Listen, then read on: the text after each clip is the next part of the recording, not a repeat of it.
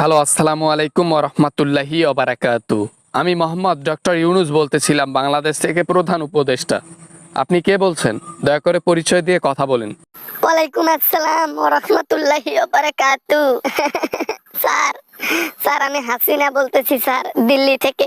Sir আমাকে একটু বাংলাদেশে থাকার স্থান দেন না sir. Sir please, sir please. আমাদের দেশে কোনো চুন্নি, আমাদের দেশে কোনো স্বৈরাচার, আমাদের দেশে কোনো গণহত্যাকারীর স্থান হবে না। এদেশের মধ্যে খুনির বিচার জেলখানায়, এদেশের মধ্যে স্বৈরাচারের বিচার জেলখানায়। তোমার জায়গা জেলখানায়, আসবা? মরে যাব স্যার, মরে যাব। আমি আমি এই বয়সে এত শাস্তি কেমনে সহ্য করে থাকবো স্যার? আমার বয়স শেষ হয়ে গেছে। জেলখানায় গেলে রিমান্ডের শাস্তি আমি নিতে পারবো না স্যার, প্লিজ স্যার। তোমার জন্য কোটি কোটি মানুষের বুক কান্না করেছে, চোখের পানি পড়েছে। তোমার জন্য নিষ্পাপ মানুষ মৃত্যুবরণ করেছে। তুমি একজন গণহত্যাকারী, আর তোমাকে দেব দেশের মধ্যে স্থান? পাগল পাইছো আমারে? স্যার আপনি যা বলবেন আমি তাই করব স্যার। স্যার দরকার পড়লে স্যার আমি আমি রাজনীতি করব না, আমি নির্বাচন করব না স্যার, সাধারণ মানুষের মতো জীবন যাপন করব।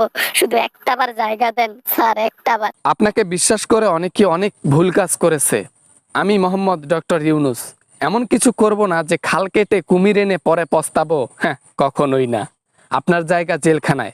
আসলে আসেন, নয়তো ফোন রাখেন। স্যার এখানে মোদি আমাকে টর্চার করে স্যার। মোদি আমাকে শুধু ওর ওর মতো করে চলতে বলে স্যার, আমাকে শুধু ব্যবহার করে স্যার। আমাকে বাঁচান স্যার। আমি আমি বাংলাদেশে যেতে চাই, আমি ওইখানে সাধারণ জীবন যাপন করতে চাই স্যার। আমি বাংলাদেশের নাগরিক, আমাকে প্লিজ ওখানে থাকতে দিন স্যার। আমি কোনো দোষ করিনি, বাংলাদেশের মানুষের ভালো করেছি। আর ভালো করাতে আমার উপর কেস করেছিলাম, মনে আছে? মানি লন্ডারিং, কালা টাকা পাচার, দেশের মধ্যে এদেশ থেকে ওদেশে টাকা ট্রান্সফার, হ্যাঁ, আরো কত কি।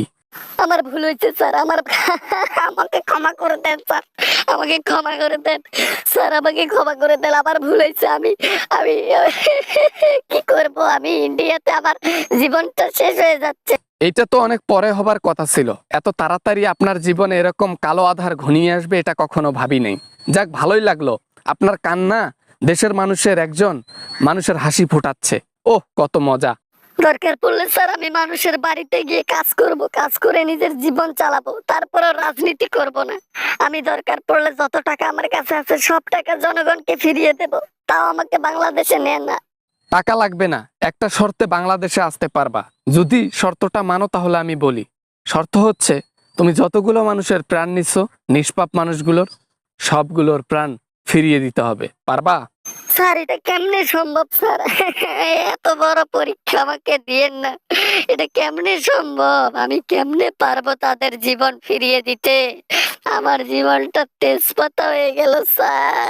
হাজার হাজার প্রাণ নিয়ে চলে গেছো, হাজার হাজার মানুষের বাচ্চা কাচ্চা বুক থেকে কেড়ে নিয়ে চলে গেছো, ভার্সিটির ছাত্রদের জীবন নিয়ে চলে গেছো। তোমাকে মাফ করা মুখের কথা নয়। আসো, বাংলাদেশে শাস্তি অনিবার্য। শাস্তি তোমাকে ভোগ করতেই হবে, সেটাও বাংলার মাটিতে এবং জনগণের চোখের সামনে।